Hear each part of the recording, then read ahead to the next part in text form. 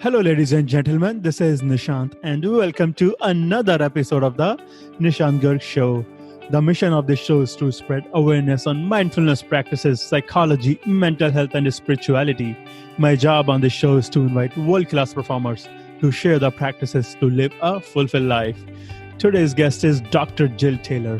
Dr. Taylor is a Harvard-trained and published neuroanatomist who experienced a severe hemorrhage in her left hemisphere of her brain in 1996. On the afternoon of this rare form of a stroke, she could not walk, talk, read, write, or recall any of her life. It took 8 years for Dr. Jill to completely recover all of her physical function and thinking ability.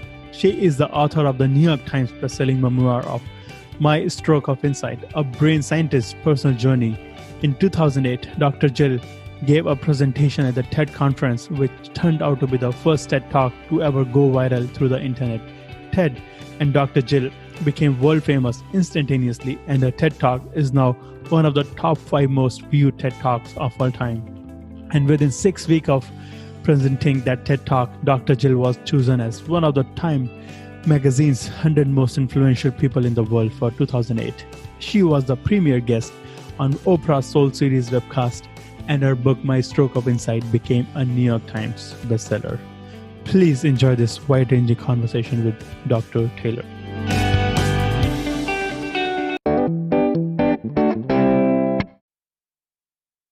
Dr. Taylor, welcome to the show. Thank you so much. I'm happy to be here with you. I am honored to have you here. And I would like to start with something simple. Could you walk us through where did you grow up and what was your childhood like? Yes, I grew up in the state of Indiana, and my childhood was very athletic, very musical, very academic. I had 2 brothers, and one of them would eventually be diagnosed with schizophrenia. So I immediately, as a child, early on, became very interested in behavior and communication and the brain. How did you get into becoming a neuroscientist? Because my brother would eventually be very different from me, even though we had the exact same experience. I thought, well, what is normal? And the world of psychology didn't study what is normal. It studied what was not normal. And so I thought, okay, well, let's go to the brain and see. My brother's brain is the closest thing to mine that exists in the universe, but we are very different. So what possibly could be the difference at a cellular level between what's going on inside of my brain and how it creates a perception of reality versus his brain and how he creates a perception of reality? I'm not sure whether it is the right question to ask. Does our brain or everybody's brain work in the same way, in the same fashion?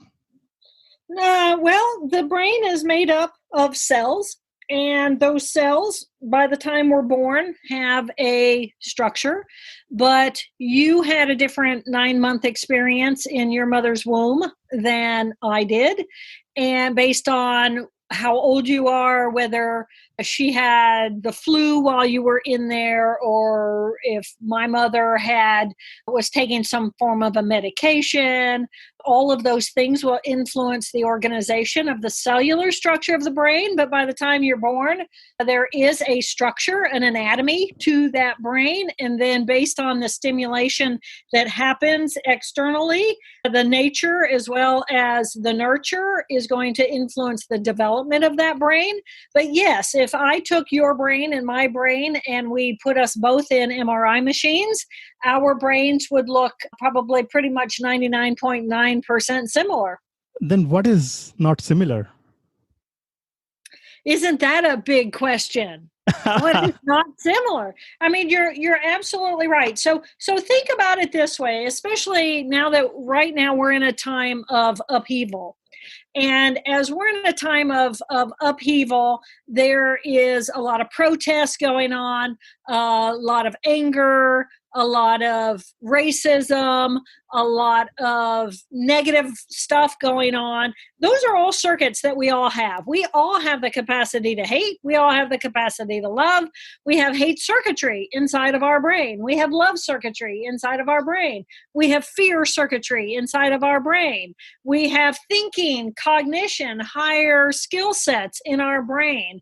We have movement cells inside of our brain. So your brain is going to look virtually identical to mine. The difference is going to be which of your circuits are you habitually running functionally versus which circuits am I habitually running.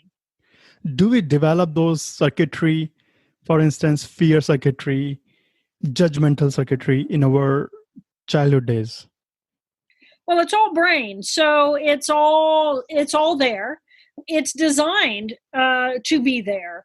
Our anger circuit allows us to bring information in from the external world and look at the world and say, is the world a safe place? And if everything, enough of it feels familiar, then I feel like the world is a safe place. And so I'm calm and I interact with the world in a calm way. But if something feels alarm, alert, that doesn't feel safe, then that's going to move me into my fear, and my outward expression of that fear may be anger in order to push away things that feel fearful, stimulate my fearful circuitry. So we get, as human beings, we get all caught up in, well, I'm an individual and I'm feeling fear, as opposed to realizing, well, I'm a human being, I'm a collection of cells, and right now I'm running a fear circuit because enough of something around me doesn't feel familiar. And I think depending on how you look at yourself makes a difference in how you respond to what circuitry is running on automatic versus what circuitry you can consciously choose to run instead. Can we consciously control our anger circuit? Well, yeah, we can certainly recognize when the circuit is triggered. We can pay attention to the kinds of things that trigger that circuitry. We can identify what is it in my body? What does it feel like when my anger circuit is triggered?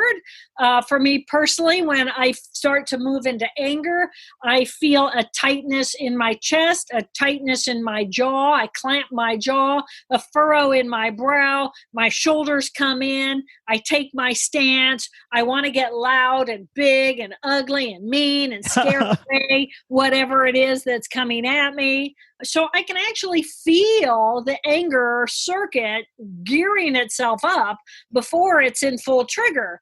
And there are times when I can actually step in and say, no, I don't want to be, I'm going to sidestep that loop. I don't care enough about getting angry about that in order to get angry about it. I'm just going to step away. So, and then there's these amazing research that has all kinds of proof that, yes, with training, we can learn to stop these circuits, even the startle response, from happening on automatic. So we have so much more control and so much more power over what's going on inside of our heads than we've ever been taught. Before we get into the details of these circuitries, could you walk us through what happened to you in 1996?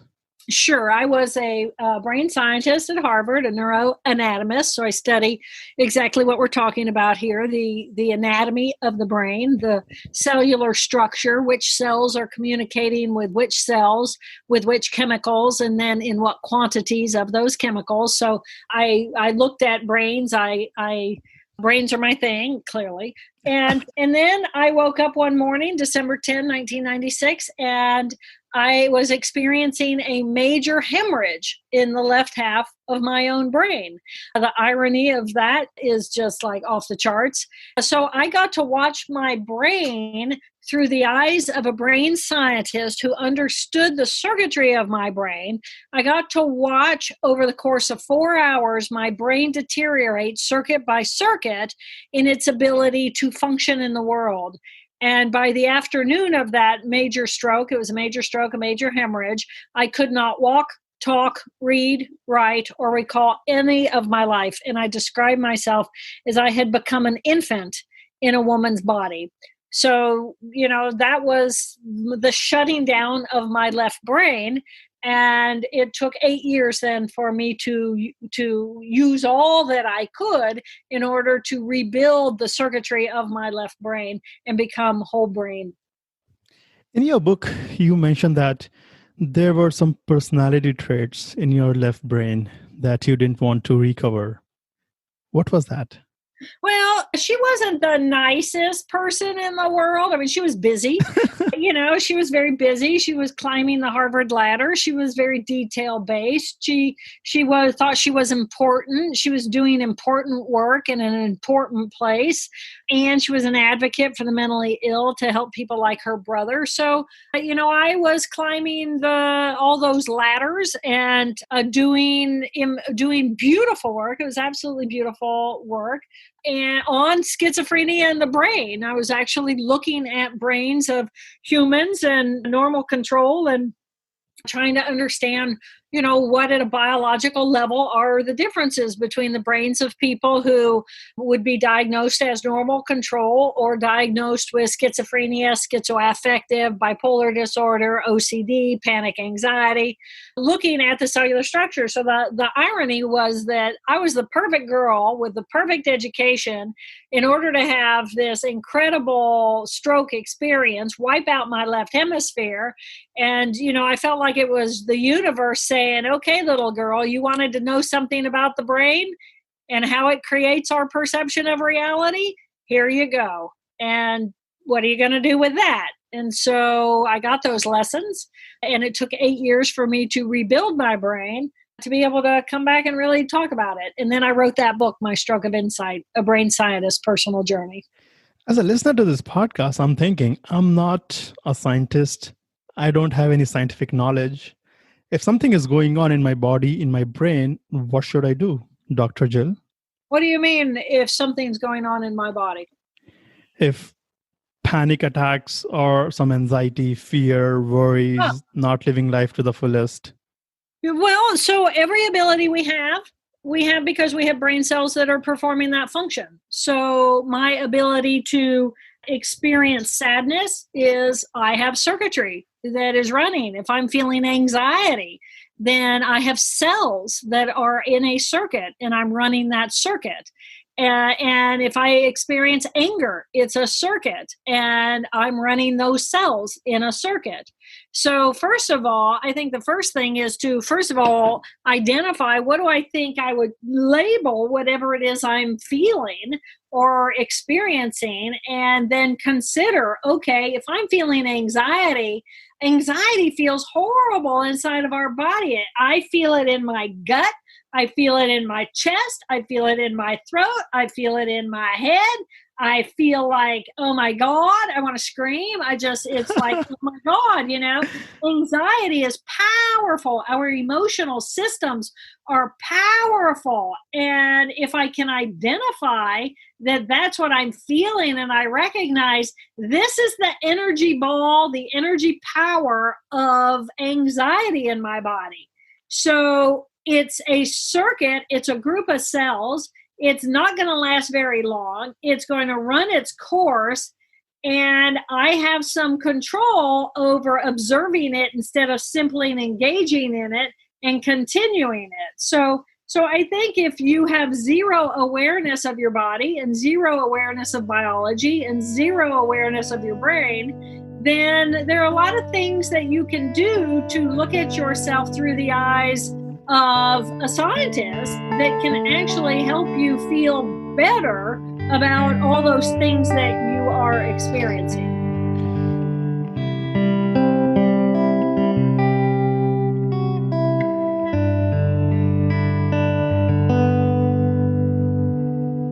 Could you recommend some practices to be more aware and take control of our negative feelings? Well, I think it's really easy to notice when other people are experiencing negative feelings. Not everyone is tuned in well to their own emotional states. If you are, then great. Pay attention to the kinds of things that you're saying to yourself. At any moment in time, there are only 3 things going on inside of your head. We think thoughts, we feel emotions, and we run physiological responses to what we're thinking and what we're feeling. So if I'm going to think a thought about someone who every time I think about them, I get angry. I know that, right? We know those people from 20 years ago. We have linked the circuitry of the thought of them to the emotional circuitry of anger. And then if I really want to get angry about them and go rant and rave, then I hook into a physiological loop of that person. And then I'm really going on my anger.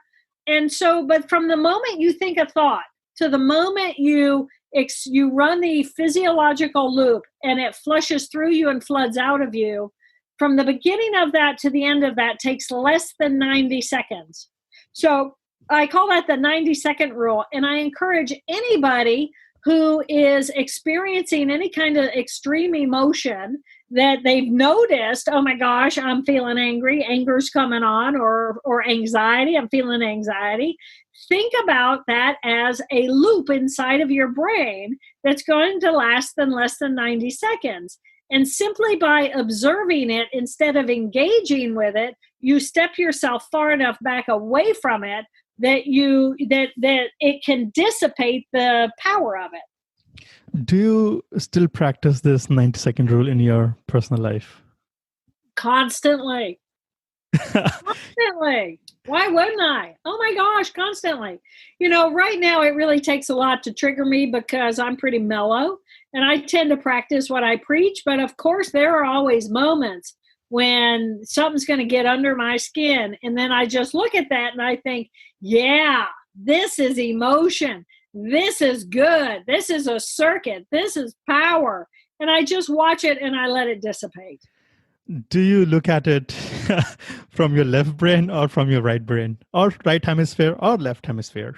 I think I use all of me. I think it's important to me to have a sensitive awareness of my body, and yet my left brain has to come online and define it and be clear about it and give me a structure of do this, do that, do the other.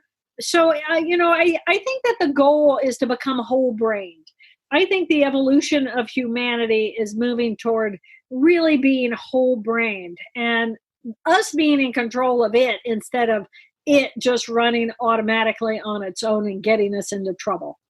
You mentioned that our right hemisphere is like head in the clouds and our extreme left brain is more analytically critical. How do we find balance between these two parts of our brain?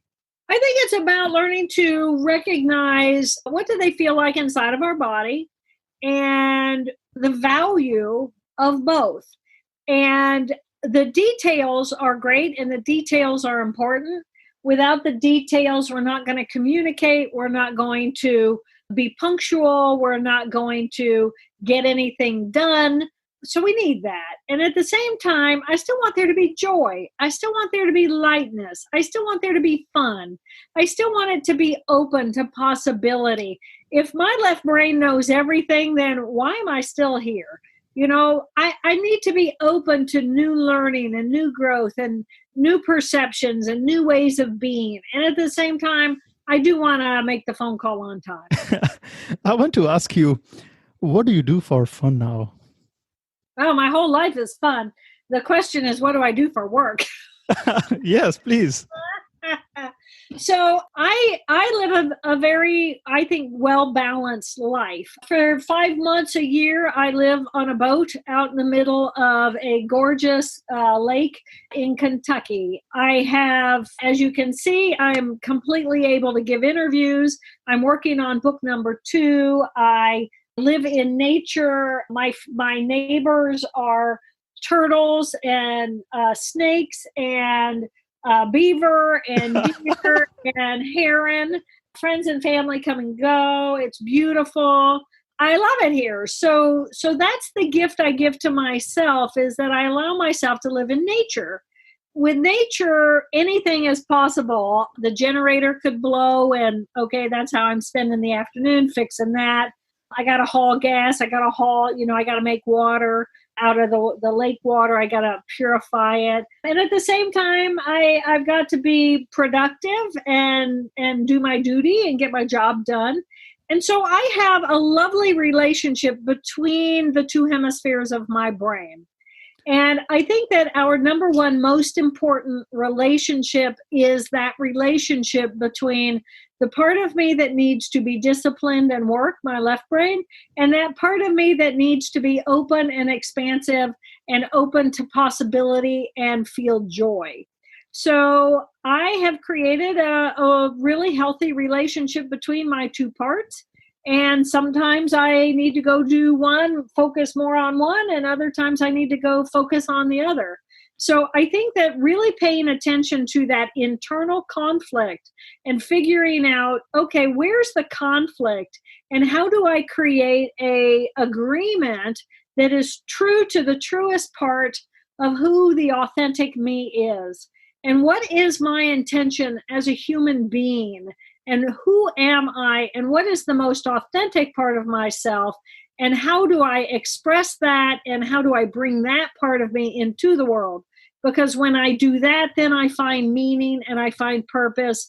I find love. I find camaraderie. And I create a healthy network. I think listening to that inner conflict is difficult and challenging for a lot of people. Tell me more. How can we get into our intuition? How can we listen to our intuition more and more to resolve those inner conflicts? Well, again, I think you have to be willing. You have to be willing to say, okay, my left hemisphere that's all focused on details wants an answer. And so if I'm going to get an answer, I'm not going to get it by going into books and going into podcasts, no offense, and going into, all these other places. I actually need to pause and listen to myself. I need to listen to my own inner voice. And I make every decision based on how does this feel? And when I'm making a tough decision, I visualize answering my conflict with each of those options, and as though I have made that decision.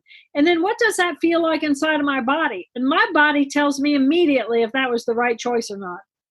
When you visualize, do you set any specific time every day, or it is just depending on the situation? Well, it depends on the situation, because there are times when I'm going to be more in my right brain. Like I have it's called a hydro bike. And in fact, you have a bunch of these down in Austin. I have one of those on my lake here. And so I go out for about an hour and a half every night at sunset. And that's a good time for me to just kind of be in nature and be open and be with me. And I set my intention for if there's any conflict or any conversation I need to have with myself, I'm open to that conversation. I'm not busy anymore. I'm actually in my body, getting healthy. I'm in nature. It's beautiful. I'm on the water, which is very grounding for me. And that's a good time for me to really ponder things and what are my priorities. But my heart, I live from my heart. I live from that space of openness. And then I go do my work. I don't go do my work and then every now and again I bring in the space for my openness. So I'm backwards from most people, I think. And I think that it works for me. I love how you describe that, finding that balance between productivity, our professional life, working on the things that we enjoy, really love, going onto the boat, spending time in the water, spending time in the nature. And we forget, and guilty of that as well. I get inclined towards my left brain most of the time and forget about right brain, that we got to take pauses. Is it possible that if we rely too much on our right brain, we might become lazy? Oh yeah, completely non-functional. Could you explain more on that? Yeah. Okay. So that's what happened to me when I had the stroke. And I had no relationship with the external world. So no one had any power over me to tell me to go do something. It's like I wasn't going to go do anything. I was so absolutely in awe that I was alive that was plenty. I didn't need to do anything, and I didn't have any skill sets to do anything anyway. And I didn't have a job anymore because I didn't have a left brain anymore. And you kind of need a left brain to, do a job. So I was completely ineffective and non-functional. You have to have a left brain. But the problem is that our society has been shifted and skewed to the left. And the value structure of the left and the speed of the left, and everything is intoxicating in the left because it's go, go, go. And then we feel stress, and stress can be motivating. Distress can be incapacitating, but it's that left brain. And we really do want to be balanced people, and we really do want to have healthy relationships, and we really do want to pause.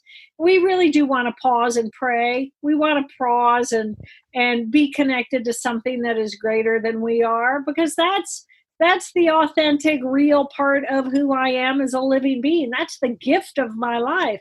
Everything else is busy, what I do. And what I do isn't what's going to matter on my deathbed. On my deathbed, that left brain is going to dissipate away, and all those details will shift away. And all I'll have is this present moment. And I'm going to know in that present moment, that was where life is. Life is right here, right now. Life isn't in an idea somewhere else. Life isn't in the past. Life isn't in the future. Life is right here, right now. How do I grab more of life? Speaking of right here, right now, you have mentioned many times in the past that we are feeling creatures, not thinking creatures. How is that? Yeah.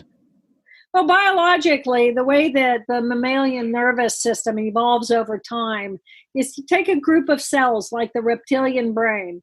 And then you have the reptilian brain, which has motor skills and basal ganglia structures and cerebellum for coordinated movement. And you have hunger, and you have a sex drive, and you have a need for shelter, and you have satiation of how much water you drink, because otherwise we'll drown ourselves. So that's all at the reptilian brain. And then, over the course of time, new cells got added on top because all the kinks got worked out of the reptiles. And we have this wonderful collection of reptiles. And then it was like, okay, well, now we're going to make a mammal. And a mammal is going to have this emotional capacity, this ability to experience fear and an experience of even attack and rage, or even a feeling of love. And so that's new emotional tissue added on top. And so that your dog loves you. That your cat has this weird attitude, right? I mean, these are interesting creatures with emotions. And then, then it's going to be new tissue gets added up on top of that after we have all this diversity of all these other species. And that's going to be the thinking brain. So then from that thinking brain, we have two hemispheres as human beings. We also have two emotional brains underneath, divided into a right and a left. And then each of those get new tissue added on top for two thinking brains, two cognitive brains. And then as the human being, we're working the kinks out between that higher cognitive thinking and that limbic raw emotion below it on both the right and the left, as well as the relationship between the right and the left hemispheres. So we are such a evolution in process, but the tissue of emotion, information comes in, and it goes into that emotional circuit before it goes up into higher cognition. So that's why we are feeling creatures who think. In one of your videos, you mentioned that we should love our amygdala. Why is that? Well, the amygdala is a key part of that emotional circuitry that we have. So all the information then streams in from your sensory systems, and it goes into these cells that we call the amygdala, one on each hemisphere. The left hemisphere takes that information and compares right here, right now to the past, and says, is there anything in my past that tells me that now's not a safe moment? And then the right hemisphere is looking at it and saying, is there an immediate threat right here, right now? And so the alarm, alert, I don't feel safe that we feel when we move into anxiety or we move into fear happens because of those amygdala. So that's why I make the joke that I think we should all wear shirts that say, I love my amygdala.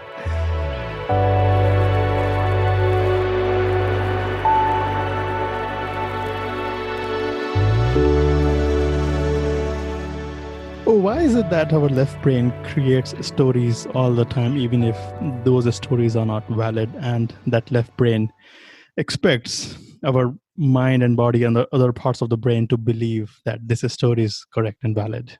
Well, the story is a beautiful gift that our brain gives us so that we can take just a few bits of data from the external world and try to figure out what does it mean. And so if I have 2 bits of data, then I can put those together and I can start weaving a story. You throw in a 3rd bit of data and I can talk for hours about that. That's what our brain does. But our brain's doing it in order to create a scenario within which we can try to make sense of the external world. So it's actually a real gift. But in our society, because we're so skewed to the left, then it just goes on and on and on, and it can burn itself out. It can scare us. It can terrify us. It can completely mislead us. It can get us into all kinds of trouble, or it can create something really beautiful that we can share. In our modern society, a lot of people believe that just work from Monday through Friday and then enjoy on the weekends. Is it kind of a misbalance between our left and right brain? I think that that's going to depend on the kind of work that you do. I think that, if actually people actually do work 5 days and then they take 2 days off, how many people do you actually don't work on the evenings or the weekends? When I think about my childhood, I'm in my 60s now. And when I think about my childhood, I didn't have this incredible technology in order to preoccupy me and keep me hooked into and tuned into either work or into what's going on with social media. We didn't have any of that. So all I had was a TV with a few stations and, a little bit of evening entertainment. But we went outside and played. So we actually did have breaks in the evening, and we got away from that left brain constant stimulation. I think it's important that everybody's got their own brain, figure out what's right for you, what's the right balance for you, and really consider, how do you get a richer life, not financially, but emotionally? How do you nurture your relationships with animals, nurture your relationship with your family, nurture your relationship with nature, nurture yourself? That might mean self-care. That might mean going to the bathtub and throwing in a balm that makes it smell good. How do we nurture ourselves? How do we push the pause button on the busy anxiety circuitry of life and really calm ourselves down and come to the present moment? How do we give ourselves that gift? And that should be a priority. You have mentioned a couple of times, be here right now, be here right now. Is it mindfulness? Well, mindfulness is the art of doing that, but, eventually you don't want it to be something that you're working towards. You want it to simply be your existence. Be aware.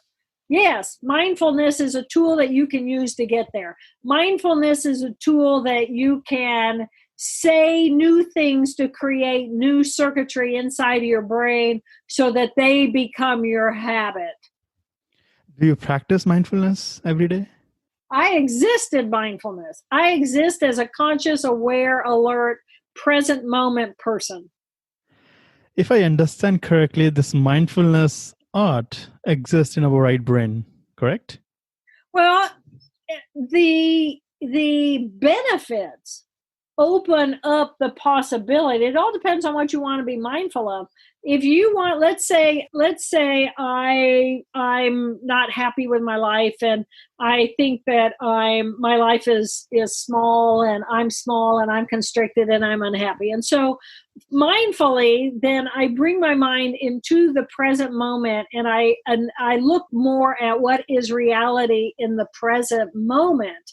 And how do I incorporate what I'm experiencing into my belief system that I already have established? So it's actually a function of both hemispheres, but the ultimate goal would be to help get you into the present. Yes. And going back to social media for a while, do you have any favorite social media platform? I have to say I'm delinquent on social media, and I'm just now starting to look at social media, but more really from which parts of the brain do each of the different social media platforms represent? And I actually talk about that in the book that's going to be coming out next April. So I am just starting to enjoy some Instagram. I think TikTok is one of the most interesting from a neurological perspective. And of course, I do Facebook, and I have my friends and relationships on there. But I don't spend a lot of time doing that. That's not, I'm more of an educator. I'm less of yeah. That was a bad question to a good question, to a bad answer to a good question. I'm sorry. And going back to the mindfulness again, in your book, you have mentioned that some monks and nuns were put into a machine to meditate and their brains were studied. Could you explain some insights on that, please? Well, yeah, there's a great book called Why God Won't Go Away. Because God's always there in your brain. The concept of God is this consciousness that is out beyond me. Am I all that there is? Am I the only consciousness that exists? And to my left brain, I am a consciousness. There's a group of cells that define the boundaries of where I begin and where I end. And there's a group of cells that say, I am Jill Bolte Taylor. And so everything that comes in, I weigh relative to who and what I am as a living being. And I'm the center of the universe to my left brain. But to my right brain, there's none of that going on. My right brain is open and expansive to the collective whole. It connects with nature. It connects with all that is.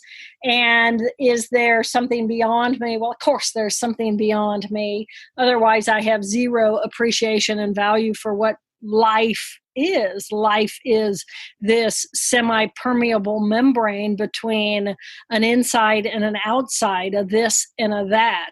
And in order for there to be a this and a that, there has to be a this and a that. So I'm the this, I'm the whatever I am, and then there's the that is this great unknown. And we do this dance of stimulate and to be stimulated by. So when you think about that bigger picture of my relationship to what is beyond me. See, now I went so far out. What was my question? Give it to me again. What I was asking about God. Yeah. Do you believe in God? Well, I believe that there's a this and a that, and there's the package of what I am, and there's a consciousness that is beyond me. Do you meditate? Oh, do I meditate? So I don't sit in a quiet place and assume a pose and try to quiet my left brain. I don't do that. Oh, the original question was about meditation and the nuns, etc. So anyway, this scientist named Andrew Newberg, great guy, amazing research. He looked at monks in a spec machine and said, go do what you do, go meditate. And when you're beyond yourself, pull on this little twine, and I'm going to take some pictures of your brain and see what happened. See where you are, see what's going on in your brain. And they did the same thing with some Franciscan nuns, said, go pray and pull on this line when you find God. And so what they really found was they thought they were going to find a God center, but what they really found was a quieting of the language centers in the left brain that is that same ego center that says, I am an individual. And in the absence of that, one experiences that right brain experience of being in relationship with something that is greater. So you asked me, do I meditate? I am often in a state of meditation, but I don't sit quietly and do it. I usually get on a bike or get on a rower or get in a kayak or get in the water, and I go and I move in relationship to nature, and I allow myself to be present. I love how you explain there is no just one pose of meditation. There are many forms of meditation. And listening to the same song over and over can be a meditative practice. Exactly. Yeah. And part of that is because it's like a mantra. And it's the repetition of something over and over. And what it's doing is it's preoccupying the language center in that left brain. Because if I'm listening to the same song over and over and over again, I'm not thinking about work. I'm not thinking about this detail. I'm not thinking about that person. I'm not thinking about this problem. I'm busy. The left brain is busy. And when you make the left brain busy with some form of repetition, whether it's a mantra or a prayer or a behavior, that allows you to shift more into the present moment and pay attention to what is right here in front of you and to become more mindful in that presence. There are many scientific studies that a meditation, any form of meditation, can change our brain. How does it happen? Well, when when you use a circuit in your brain, whatever that circuit is, it gets stronger automatically. Simply by using it makes it stronger, so that then it runs on automatic. So it's a matter of if I'm in my left brain and I'm just listening to my little left brain ongoing constricted self, then that is routinized, and that is routine, and that is my habitual thinking. But if I become mindful and I start practicing being aware of my presence, being aware of getting up and looking around once in a while, getting my body up and moving it around, you know how good it is for your body. Even during an interview, we've been sitting here now. It's like, well, let's get up and walk around, and blood gets into the pump. Right? Well, the same thing happens to your brain. You get up and you look outside and you look at distances that are different than what you're used to looking at, like your screen. And all of a sudden, you're expanding yourself. And that's just circuitry. And the more you do that, then the more practice it's getting. And then it begins to run more automatically. And so then you have to get up because your body is saying, come on, we want some blood in our bum. You got to get up. So with this, can we tap into our compassion circuitry? Absolutely. It's always there. It's always available. It never goes away. The left brain has all kinds of other things it can think in spite of your compassion. But the compassion is the openness in your right brain that says, my number one job here as a living being is to love you. That's my number one job, to accept you, to be open to you, to be present with you, to share with you, to grow with you, to laugh with you, not to judge you, not to hate you. Come with any manual in this lifetime. I'm borrowing this phrase from your book. Right. None of us came in with a manual to get it all right. So I'm not going to get it all right, but I'm going to try. Are you going to try? Try is the most important thing. I'm going to ask you one question that I ask to almost all of my guests. How do we find that balance between being appreciative of what we already have and striving towards future, towards goals, dreams, new things in life?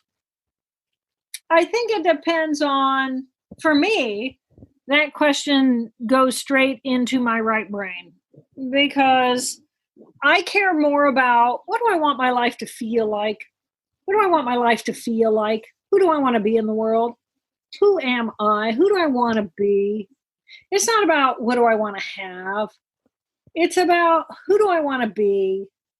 And how can I be that person and create an environment around me that supports that, and find people around who love me and support me in that?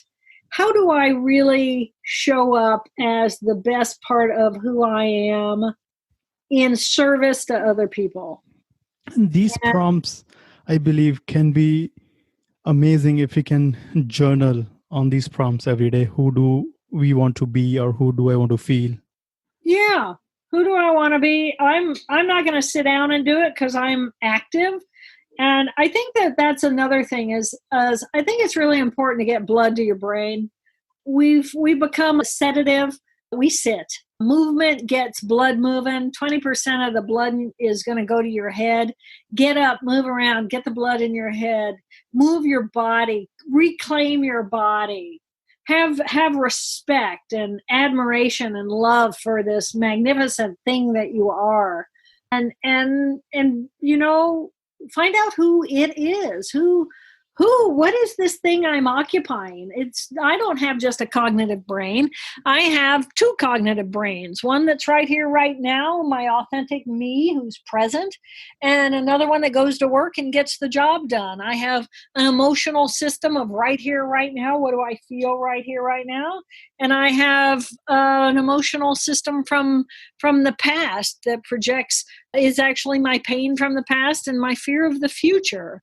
Who am I? What am I? How do I nurture all of me in a really healthy way? Are you still an active member of the National Alliance on Mental Illness? Yes. Could you explain more on this nonprofit organization? Well, it's 120,000 families with severe mental illness and all over the country. And so, you know, I have a brother diagnosed with schizophrenia, and there's an understanding and compassion that happens between people who have gone through the same sort of thing or are going through the same sort of thing. So my heart is an active member of that organization. Absolutely. That is amazing. I believe I have great points from this interview, and I want to ask you my last question. What's the legacy you want to leave on this world? You know, it's my job to love one another, to love others, to be the best me that I am. I'm trying to just be the best me that I am. And, you know, eventually legacy, it doesn't really matter to me because that's about the future or how others see me. And if I gained anything from that stroke, I learned that I am the life force power of the universe in 50 trillion beautiful, magnificent little cells that organize who I am. How am I using the energy and the gift of what I am in the world? One day the world will be gone. So who I am as the individual doesn't matter. I think what matters is how do I use the best of me to try to help other people better understand their own brains so that they can live with a little less suffering in their own world, so that they can feel more free to bring the best of themselves forward as well. That is amazing. Thank you so much, Dr. Taylor. It has been an amazing, wonderful conversation with you. Perfect. I appreciate your time. And I just, you know, life is this incredible gift.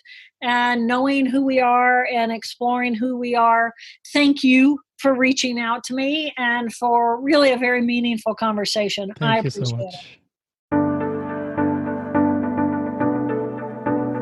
Thank you for listening to this podcast episode today. If you did enjoy this, please subscribe to this podcast on Apple Podcasts, or you can visit https://nishantgarg.me, nishantgarg.me. You can also share this episode with your loved ones to help them live a fulfilled life. You are not alone in this journey. We all struggle in life. There is no shame in talking about it. I go through my highs and lows. I get depressed, and these practices help me in living a resilient life. You can also do this. You got this. Don't judge yourself. You are doing the best you can. And thank you so much again.